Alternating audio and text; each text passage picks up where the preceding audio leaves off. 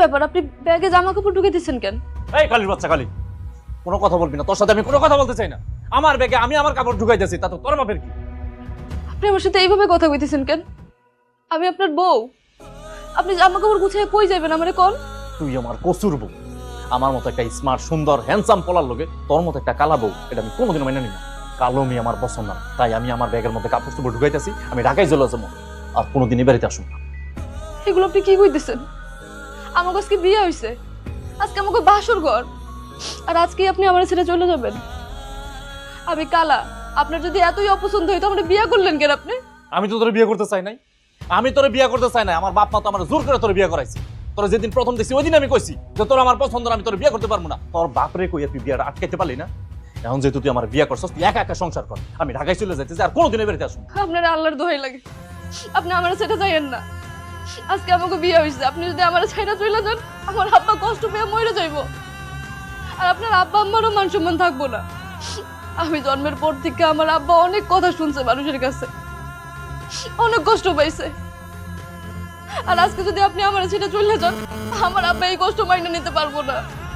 শোনেন, আপনি আমার যা কইবেন আমি তাই শুনবো, আপনি যা করতে কইবেন আমি সবকিছু করব, শুধু আপনি আমার ছেড়ে যায়েন না।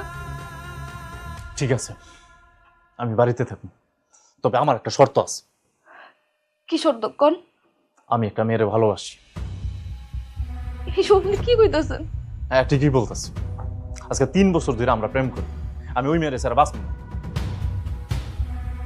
আমি ওর সাথে প্রেম করব, কদিন পরে ওরে আমি বিয়েও করবো।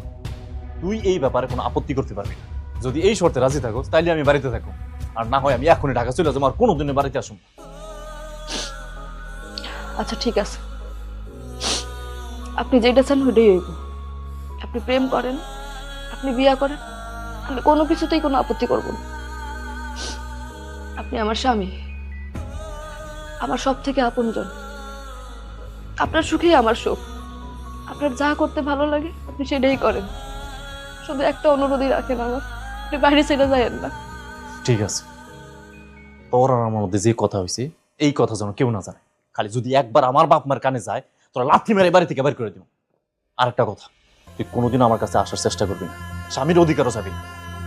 তুই শুধু আমার নামের বউ, এছাড়া আর কিছু না।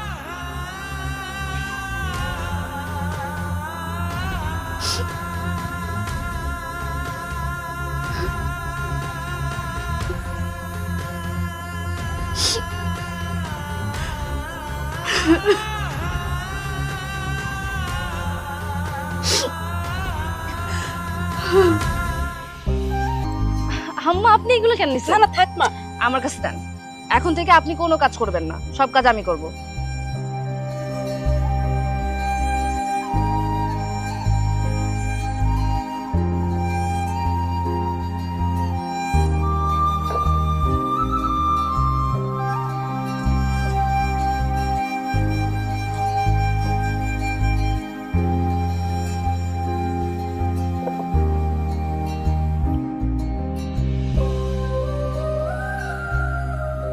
সবই টেস্ট হয়েছে না?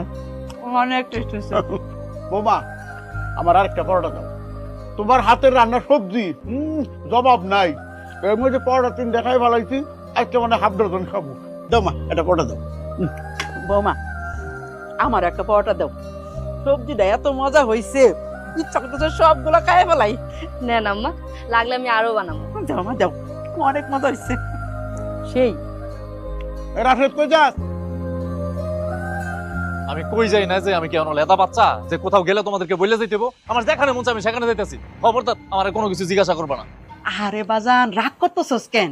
বৌমা সকালে ঘুম থেকে ওইটা সব কাজ করছে, নিজের হাতে নাস্তা বানাইছে। বাজান রে বাজান, সবজিটা এত মজা হইছে। তোর আব্বার আমি মিল্লা 6টা পরোটা খাইছি। আয় বাজান, আয় নাস্তা খা, তোরও মজা লাগবে। আয় আয়। এই কালামায়ের হাতের রান্না যে কেমন হবে আমি খুব ভালো করে জানি। তোমরা 6টাকে 60টা খাও, কিন্তু আমার নাস্তা খেতে কইবা না। আর খাবি না কে? বোমা তো কষ্ট করে কোন সকাল ওইটা নাস্তা পানি বানাইছে, খাই দেখ, মজা পাবি, খা। শোনো আব্বা, এই তোমাকে কথা আমি কালামায়ের বিয়ে করতে রাজি হয়েছি। দয়া করে আমার কাছে আর কোনো আবদার করো না। শুনেন,